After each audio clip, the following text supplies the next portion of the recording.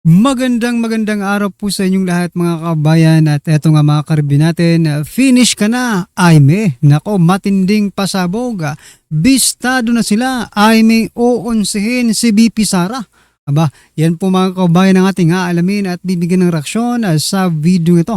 Pero bago po natin simulan yan mga karibin natin, palike naman po ng video ito, malaking tulong po yan. Maraming salamat po at eto na nga, simulan na po natin to. Pasok Na matapos to, tanggalin si Bangag. Paano natin tatanggalin? Ilabas si Amy Marcos. Lalabas si Inday Sara. Anong malaking tulong ni Amy Marcos? Ilabas mo lahat ang alam mo. Dahil kung ako ay may alam, mas may alam ka. Alam mo na si Inday Sara ipapalapa na sa ICC tsaka si PRRD. Kaya ikaw, VP Inday Sara, pag-isipan mo ang hamon ko. Pag-isipan mo, dahil kailangan ka na namin. Kailangan mo ng manawagan, inaantay ka na lang ng taong bayan. Huwag mo nang hintayin na ma-impeach ka. So, kumusta lahat ng ating mga palanggingging? How are you? Magandang araw. So, okay na, no? Teka lang. May statement si Inday Sara. Tungkol sa vlog ko, no? Ito talaga yung tungkol sa vlog ko. But anyway, mga kababayan, pag-usapan natin ang mga impacta, okay? Si Clarissa Castro. Sinabihan siya ng, actually gumawa ito, pakinggan natin, ang dramatization ni Amy. Ay, tata. Dahil lang. Meron kasi siyang ginawang short reel. Nasa ICU na. Intensive care unit? Oo, naghihingalo. Kaya CPR na. Bakit CPR? CPR na. Potentially restricted. Can't prosecute Rodrigo. Ay, nangitin mo dun, Sen, ha? Pero seriously, IC is in serious trouble. Pinapalusong na sila ng USA. Buti nga, ICU lang, hindi dito. Dead on arrival? Anong dead on arrival? Denial of authority. Kasi, huwag tayo magpapante. At bakit? Kasi, kahit mawala ang ICC, meron pa rin IPC. ICC? Ano yun? International Pink Coalition. Pink Coalition. Opo, tapos meron pang ICC sa Malacanang. Anong ICC sa Malacanang? ICC, Impact and Claire. Ayan, doon na nasimula. ICC Impact ang Claire. So, ang sagot dyan ni Castro, ni Clarissa Taratara, it takes one to know one. Actually, mag-agree ako doon. It takes one to know one. No? Pareho silang impacta. Butiin namin ni Castro. Pareho silang impacta talaga. You know? Dahil nga, alam naman natin, di ba? Na si Amy Marcos, talagang, totoo naman may pag-impacta yan. Ayaw ko lang talaga sa kanya na alam niya na lalapain si Inday Sara ng kapatid niya, lalapain si PRRD ng kapatid niya, ipapalapa sa ICC, kung naalala ninyo ang ating in-expose dyan. So kahit ano pang mga dramatization ni Amy Marcos ngayon, kahit ano pang tira niya kay Castro, bakit hindi niya tirahin si Lisa Tanas? Doon kayo magtataka eh. Bakit hindi si Lisa Marcos ang tirahin mo, Amy? Tama si Castrong Taratara. It takes one to know one. Okay? Ganun pala yun. Ibig sabihin nun, ba't mo alam na impacta siya? Diba? Kasi pareho kayong karakas. Alright? Okay na sana yung titira-tira mo, pero wala eh. Mga pahapyaw na mga ganyan. Hinayaan mo na talagang ang Pangulong Duterte ay makidnap. Akala mo, sa umpis lang na demonyo talaga yung kapatid mo. Alam mo, sabi ko nga, maniniwala lang ang taong bayan sa'yo kung ikaw ay manguna sa paglabas sa kalsada. Ilabas mo lahat, hindi yung puro drama-drama. Okay? Alam mo pala eh, di ba? Na-impacta actually si Clarissa Taratara, hindi naman yan gagalaw kung hindi inuutusan ng tunay na impacta yung sister-in-law mo. Nagtataka ako, bakit ayaw mo tirahin masyado yung sister-in-law mo? Takot ka ba sa kanya? Yan ang una mo dapat. Tapos nakakapagtaka rin mga kababayan, no? si Senator Amy Marcos, marami po siyang sinasabi sa administrasyong ito at kay President Bongbong Marcos Jr. Pero ni isang kaso sa ombudsman, hindi po siya kinakasuhan mga kababayan. Kaya minsan nakakapagduda rin mga kababayan. Di ba? Okay. So, sabi ganun ni, sabi ni Castro, di daw niya papatulan yung mga ganung klaseng, mga ad hominem chuchuchucho. Alam mo, galit na galit, akala mo hindi siya ad hominem, pero talagang hindi ka nga nag-ad hominem, pero mas masahol pa sa ad hominem ang kasinungalingan mo, Correct. impacta ka talaga. Sobrang Correct. impacta. Ngayon, dalawa na title mo, impacta ka na, pangit ka pa, sabi nga ng mga taga Vancouver, Canada. Okay? Mukha ka nga si Chucky, di ba? So, yun, mga kababayan. Then, we all know na wala naman talagang patotunguhan kahit anong pagsasalita ng bangag administration. Yung tagatahol nila, etong si Clarissa Castro. Kung gusto mo talaga, Amy, ilabas ang todo, kung gusto mo talaga ilabas, kung talagang tinitreasure mo ang pagkikipagkaibigan, ang friendship mo kay Inday Sara, tulungan mo siya. Tulungan mo siya na ilabas ang lahat ng kababuyan ni Lisa Tanas at ni Bangag. Doon baka sakaling maniwala yung tao sa'yo. Pero yung mga ganitong mga script ni Daryl Yap, BS lahat yan. ICC sa Malacanang? Yeah, impacta clear. Wala kang lakas ng loob na tapusin eh. Nakita niyo yung pinod ko? Wala kang lakas ng loob na tapusin o buuin yung pangalan niya. Parang si Kung Marcos gusto mong lang. tirahin, yung ulo ang tirahin mo. Sino yung ulo? Yung kapatid mo at ang asawa niya. Yan ang katotohanan yan. Kaya tayo, dahil nagpapaniwala dyan, huwag kayo masyadong magpapadala sa ganyan. Oh, si Amy Marcos tinawag na impacta. Pareho lang naman talaga silang impacta. That's the truth. Dahil pinahamak niya ang kanyang kaibigan na si Inday Sara sa impacto niyang kapatid. At sa impacta niya, kidnapper niyang sister-in-law. Diba? Matagal na dapat si Bangag. Ulit-ulitin ko, Amy, puro ek-ek lang. Sabi nga ni Rebecca Ogata. Yes, channel 16, share kayo dyan. J3, ayan. Matagal natin eh. You promised. Bullshit. 2024, nung inilabas ko ang video ng adik mong kapatid. Wala kang ginawa, wala kang imik, kaya hindi kita mapapatawa doon. Then after a year, magsasalita ka, uwi na tayo, Bongbong. Magpagamot na tayo. That was November 2025 last year. Magsasalta ka lang naman pala, paninindigan mo rin pala na adik yung kapatid mo, susuportahan mo rin pala after a year na. Nataranta na nga ang mga demonyo sa Malacanang noong pinilabas ko ang authentication. Diba? Ang video, wala na. Nalusutan na ng mga bangag yung pinaka sa tipping point. Kaya yung mga ka-etchosan nyo dyan, may sisi sa Malacanang. DOA na? Dead on arrival? Alpot-alpot? It's all Alpoteras style. Bullshit. Boyset nga sa Bisaya. Boyset man tayo. Puro kaiklatan lang. Hindi kami naniniwala sa'yo. Gumawa ka ng paraan. Lumabas ka sa kalsada, hikayatin mo ang taong bayan na manindigan laban sa kapatid mong Adictos Benedictos. Kay Lisa Tanas, ilabas mo lahat ang alam mo. Dahil kung ako ay may alam, mas may alam ka. Alam mo na si Inday Sara ipapalapa na sa ICC tsaka si PRRD. Now ngayon, tinitwist nila ang mga kwento. Kahapon, doon nagla-live tayo, kasama si Spokes Harry Roque, na sinasabi ni Inday na ang ICC ay tuta ni Trillanes at ni Marcos Bangag. That's true. Kasi, mga kababayan, kung natatandaan ninyo, alright, dali lang.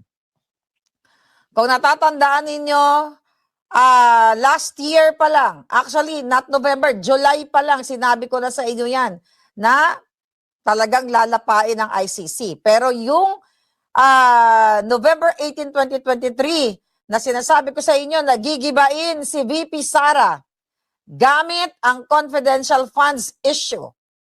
Subalit, hindi ko na ito babasahin kasi luma na itong mga sinend sa atin ng puting ahas dati. Vlog ko kasi nilalagay natin sa November 18, 2023 at si Inday noon nasa bangag pa. 'Di ba lahat? Ano ginagawa sa kanya ngayon? Confidential funds. Ginamit sa kanyang pag-impeach sa kanya. Alright? Tapos lang si VP Sara sa Office of the President. Binigay sa kanya yung confidential fund at pumayag si Bangag na ibigay yung confidential fund. So, malinaw na yung source of funding ay ang Bangag. At ibinigay niya sa opisina ni Inday. Pero pinapalabas niya na si Inday Sara ay lumabag sa batas at ito na nga ginagamit sa kanyang impeachment. Matagal na ginagamit kay Inday Sara bago pa itong impeach na ito. Then, another expose ko sa inyo. Kaya tutulad sinabi ni Sara doon sa kahapon. Patahimikin si Tatay Digong. Gagamitin ni Bangag at Tambaloslos si Bonjing Remulla para gumulong ang request ng ICC na makapag-imbestiga sa di umanong genocide na naganap noong panahon ni PRRD, which is War on D. Diba? Sa pamamagitan ito ay umaasa na tatahimik at magwawalang kibo si PRRD sa lahat ng korupsyon, anomalya at kalibusan ginagawa ng Marcos, Lisa Tanas at Tambaloslos administration. Yan ay bahagi ng playbook ni Bangag, ni Satanas, ni Tambaloslos ang pagpapalaya kay Dilima upang gamitin bilang taga-usig ni Digong. Katuwang si Trillanes na ngayon Connected pala to. kipag-ugnayan Connected pala ang lahat ng ito mga kabayan, no? kay Bangag sa Malacanang. 'Di ba? Yan ay binanggit ko na sa inyo. Paulit-ulit na lang ito. Kaya talagang si Trillanes ay tama namang tuta ng Bangag, tuta ni Tanas, tuta ng ICC dahil yan ay pinatunayan sa expose ng ating Brave Marines. Diba? And now, na nagsalita si Inday Sara tungkol sa situation o sitwasyon ng ating bayan. Ano ang sabi ni Inday Sara? Mamaya na may statement siya, pero eto muna yung babasahin natin. Ang sabi ni Inday Sara na minamasama nila, okay? Ang sabi niya una, ang ICC, bago pala yon, ang ICC ay tuta ni Trillanes at ni Marcos. They are traitors to the Filipino people and to the country. So, where is the justice in all of this? There's no justice for the Philippines. There's no justice for the Filipinos. And there's no justice for former President Rodrigo Duterte. Okay. Here we go. Inday Sara. Okay, now ito na ang statement ni Inday Sara. Okay, Inday Sara. So nag-release ng statement si Inday Sara ngayon lang. Here we go. Okay, sabi niya, I call the attention of the editorial of social media departments of Abante regarding the publication on July 29, 2026, a deliberately spliced and misleading video of my speech on the news organization's official social media. Ang sabi dito, in the published material, accompanied by the caption, I can hire a gunman for 5,000. Ayan ang sinabi ng Abante. Ang sabi ni Inday, Abante extracted and isolated a single statement from my speech delivered outside the International Criminal Court detention facility.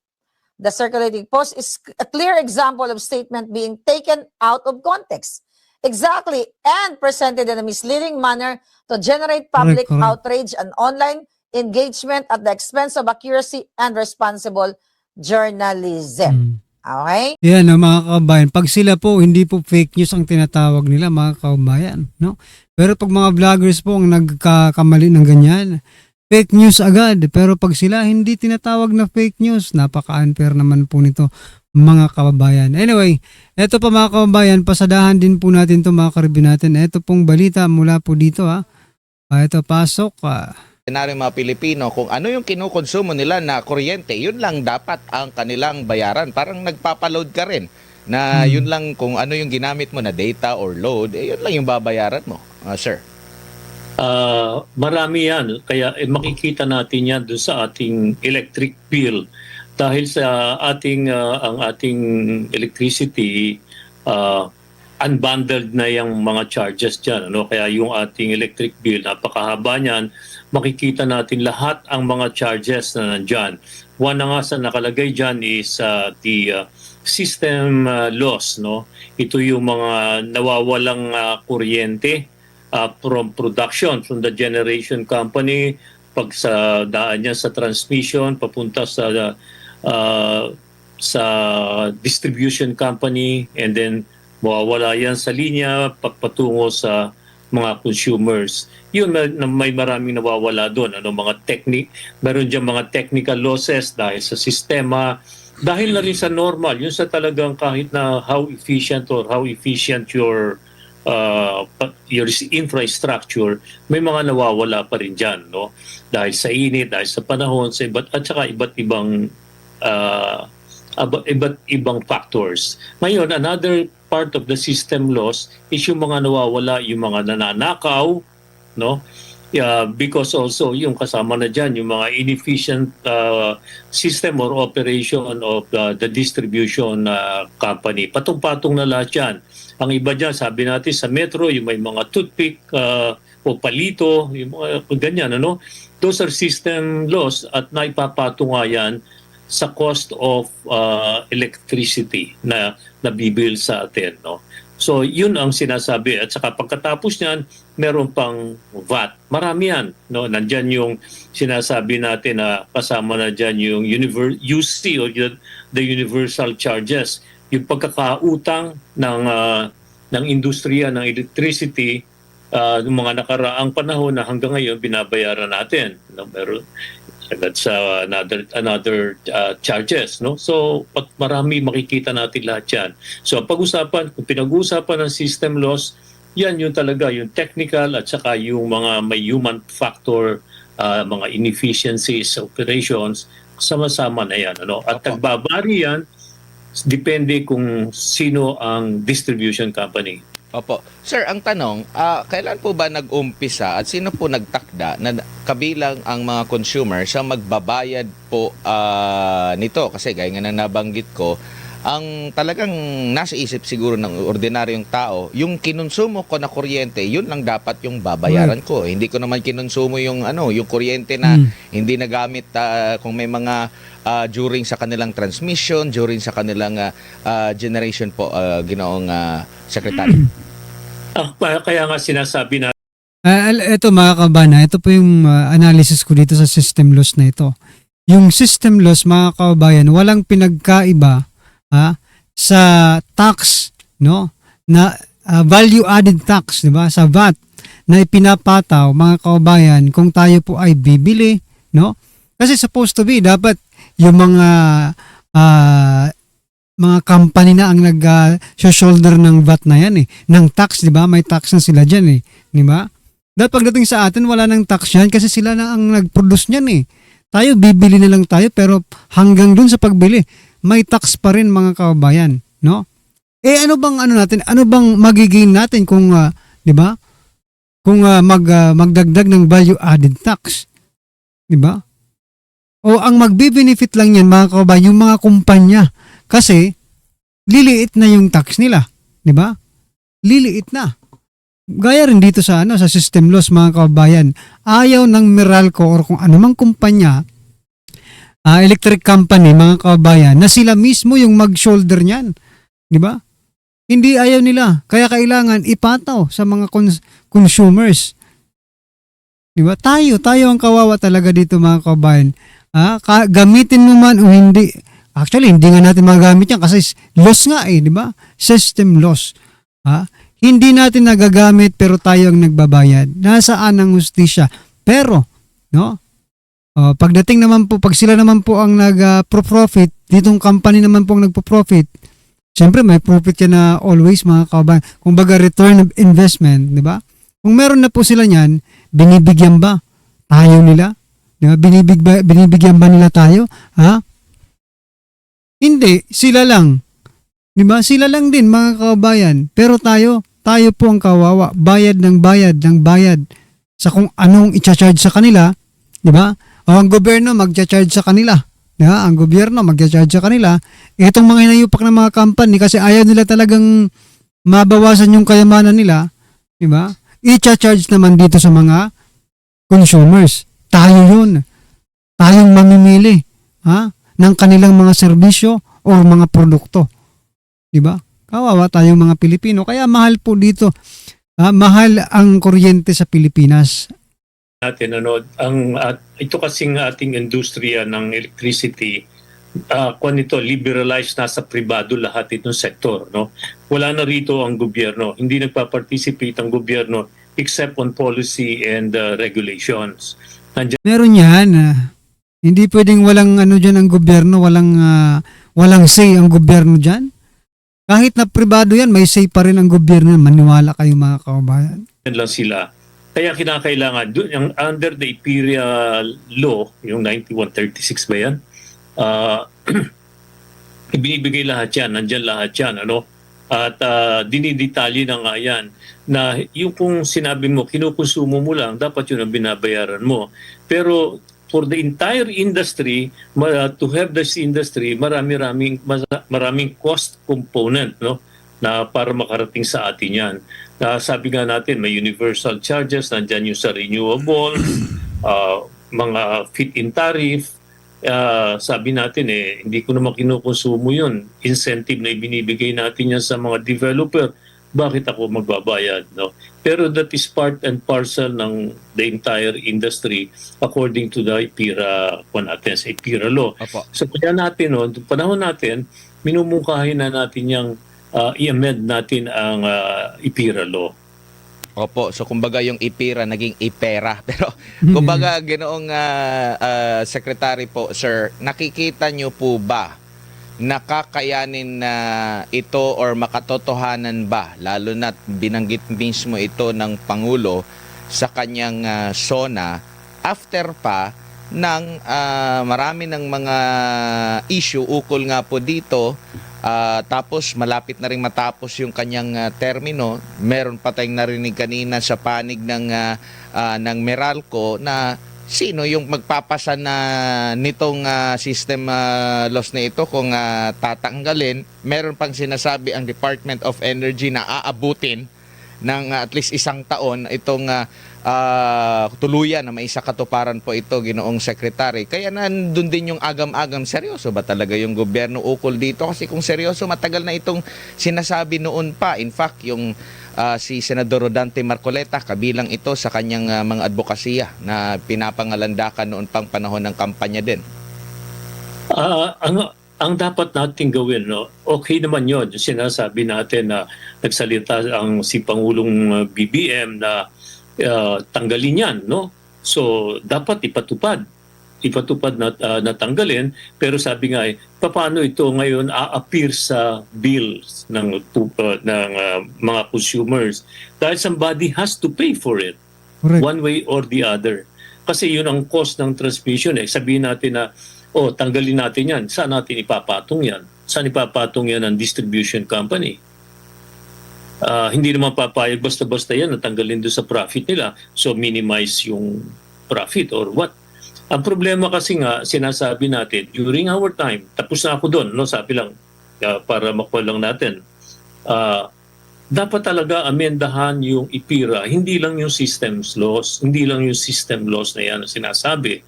Dahil maraming saan mo ilalagay yan pagka tinanggal mo, di ba? So, yun, i-define din, sasabihin natin na hindi naman nga papayag ang sabihin mo, ang distribution company na absorbin nyo yan. So, that will be an added cost of doing business. Ikukuha nila. Meron naman sila, no, sa totoo rin, meron din namang attributable. Attributable yan sa sa transmission at saka sa distribution na nawawala na pwede namang bawasan. Meron talagang, yun talaga totoo na mayroon talagang system loss because of technical. So kailangan talaga may ma-amend natin ang IPIRA law. Ang IPIRA law masyadong advanced para sa ating bansa. Yan ang unang-una natin dapat ma-realize Masyadong advanced para sa ating bansa. Tingnan mo sa buong ASEAN, tayo lang ang may unbundled and tayo lang ang purely at the hands of the private sector. Walang subsidy ang gobyerno. Except, of course, Singapore. Ang Singapore has an advanced system similar to our system, which is similar to developed countries. Tayo parang napaaga ito, parang lumukso agad tayo na gusto agad natin ng ika nga magarang sistema na ang bansa natin naman ay still developing. Parang hindi natin in-adapt sa pangangailangan ng bansa. Maganda ang IPIRA law, walang pandon. No?